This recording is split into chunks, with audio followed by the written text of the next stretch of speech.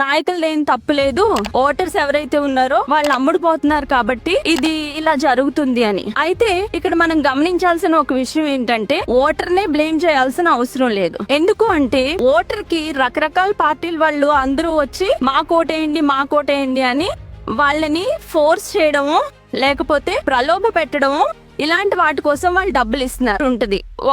ఒకరికే ఓటు వేసే హక్కు ఉంటది. కానీ ఎంతమంది ఎన్ని రకాలుగా ప్రలోభ పెట్టినప్పటికీ కూడా ఆ ఓటర్ అనేవాడు ఒక పార్టీకే ఓటేయడం అనేది జరుగుతుంది. అది ఏ పార్టీ అనేది నిర్ణయించుకోవడంలో ఓటర్ తప్పు చేస్తున్నాడు అనేది మనం గమనించాలి. అంటే ఓట్లు యూజువల్ గా మనం ఎవరికి వేస్తాం, to whom we cost the votes. Usual గా పీపుల్ వాళ్ళ కాస్ట్ వాళ్ళకో, వాళ్ళ రిలీజియన్ వాళ్ళకో, వాళ్ళ ప్రాంతం వాళ్ళకో ఇలాంటి కొన్ని ఆస్పెక్ట్స్ మీద ఇంక్లైన్ అయ్యి ఓటు వేయడం జరుగుతుంది తప్ప ఏ రిప్రజెంటేటివ్ మనకి మన అవసరాలను తీర్చుతాడు అన్నది చూసుకుని ఓటు వేయడం అనేది చాలా ముఖ్యమైన విషయం అని మనం ఇక్కడ గమనించాలి.